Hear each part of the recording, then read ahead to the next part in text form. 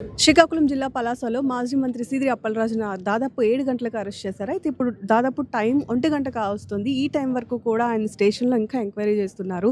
అసలు ఇప్పటివరకు హాస్పిటల్‌కి తీసుకెళ్ళడం గానీ, లేదా మెజిస్ట్రేట్ ముందు ఇది చూపించడం గానీ ఏమీ చేయలేదు. అసలు ప్రస్తుతానికి ఏం జరుగుతుంది ఈ విషయాలన్నీ మాట్లాడడం కోసం మనతో పాటు సీదిరి అప్పలరాజు మిసెస్ ఉన్నారు శ్రీదేవి గారు. ఒకసారి ఆయనతో మాట్లాడదాం.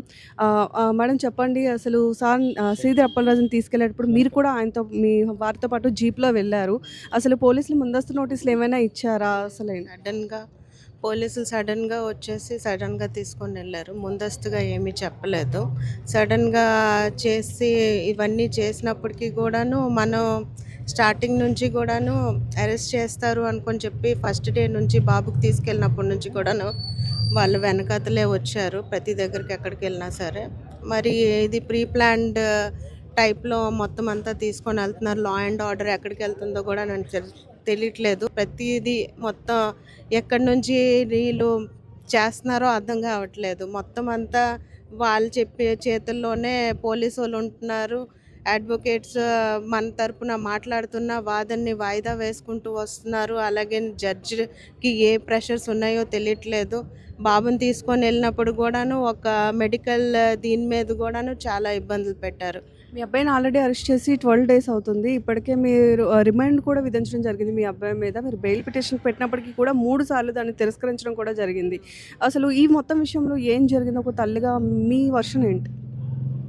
ప్రతిరోజు వెళ్తున్నాము, ప్రతిరోజు పిటిషన్ వేస్తున్నాం, కానీ ప్రతిరోజు కూడాను ఒకరోజు సిడిఆర్ లేదు, ఒకరోజు పీపీ లేదు, లేకపోతే ఇంకేదో లేకపోతే వాయిదా వేసుకొని రావడం, ఇలాగా మాకు 3 సార్లు 4 సార్లు తిప్పారు. లాస్ట్ వెడ్నెస్డే నుంచి మేము వెళ్తున్నాము, మళ్ళీ మాకు వాయిదా వేస్తున్నారు. ఈ రోజుకి మొత్తం రిజెక్ట్ చేసేసారు. అబ్బాయి ర్యాష్ డ్రైవ్ చేశాడు, ఒక ప్రాణం తీశాడు అని చెప్పి మా అబ్బాయి అదే కదా, ఇప్పుడు మా అబ్బాయిని ఇన్వెస్టిగేషన్గా తీసుకొని వెళ్ళి సరెండర్ చేశారు అనుకొని చెప్పి లొంగిపోయారని చెప్పేసి ముందే కోర్టు మనకి ఆన్సర్ ఇవ్వకముందే మొత్తం ప్రజలే మొత్తం సోషల్ మీడియా కంపు చేయడం జరిగింది.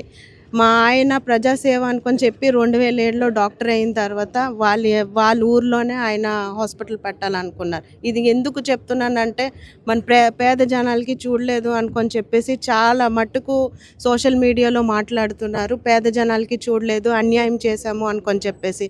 అసలు పలాస వచ్చి మీరు చూడండి, పలాసలోనే 2007 నుంచి 2007లో ఇక్కడికి వచ్చి ఎన్ని కష్టాల మీద ఆయనకి డబ్బు లేకపోయినా సరే పేద జనాలకి చేయకుంటే ఏ ఒక్క రోజు కూడా లేరు. ఒక్క రూపాయి కూడా ఇంటికి తీసుకొని వెళ్ళిన రోజు లేదు. ఇప్పుడు కూడా ప్రజల వైపే చూసుకొని ప్రతి ఒక్కరికి పేద జనాలకే చూడాలి, నేను చదువుకుని చదువు పేద జనాలకి ఇవ్వాలని చెప్పేసి ఈ పలాసకు వచ్చారు. ఈ రోజు వరకు కూడాను ఆ జనాల కోసమే ఎమ్మెల్యేగా నిలబడ్డారు. ఈరోజు మినిస్టర్గా నిలబడి మాజీగా ఉన్నా సరే ఆయన కర్తవ్యాలను వదలలేదు. ఆయన డాక్టర్గా కూడా వెళ్ళిపోయి ప్రజలను వదలలేదు. ఆ ప్రజల కోసమే ఈ 2.5 సంవత్సరాలు మనం ఓడిపోయిన తర్వాత కూడా ఆయన పనిచేస్తూ ఉన్నారు.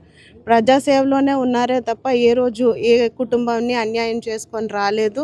పేద జనాల్ని వదిలే ప్రసక్తే లేదు. రేపు పొద్దున కూడా పేద జనాల కోసమే పనిచేస్తాము, ఆ ప్రజల కోసమే పనిచేస్తాము. చాలా యాక్సిడెంట్స్ జరుగుతూ ఉంటాయి, కానీ మీ అబ్బాయి యాక్సిడెంట్ కేసుని తీసుకొని గవర్నమెంట్ ఎంత సీరియస్గా తీసుకోవడం, అది కాకుండా దాన్ని మర్డర్ కేసు విధి విధానాల్ని మొత్తం మార్చేసి వాళ్ళ ఇష్టానుసారం కేసులు పెట్టేసి మాకు ఇలా ఇబ్బంది పెట్టాలని చూస్తున్నారు. కానీ యాక్సిడెంట్ కేసులు అవుతున్నాయి.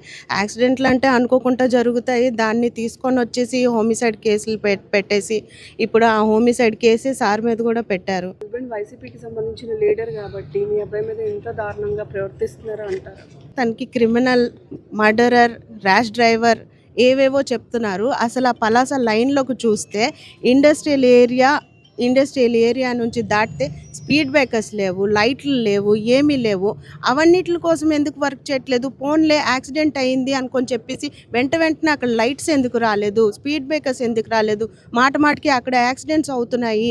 ఇదేం ఫస్ట్ యాక్సిడెంట్ కాదే, ఆ ఇండస్ట్రియల్ ఏరియాలో చాలా యాక్సిడెంట్స్ జరిగాయి. మరి దాని మీద ఏంటి చర్యలు తీసుకుంటున్నారు? ఒక స్పీడ్ బ్రేకర్స్ ఎందుకు లేదు, లైట్స్ ఎందుకు లేదు?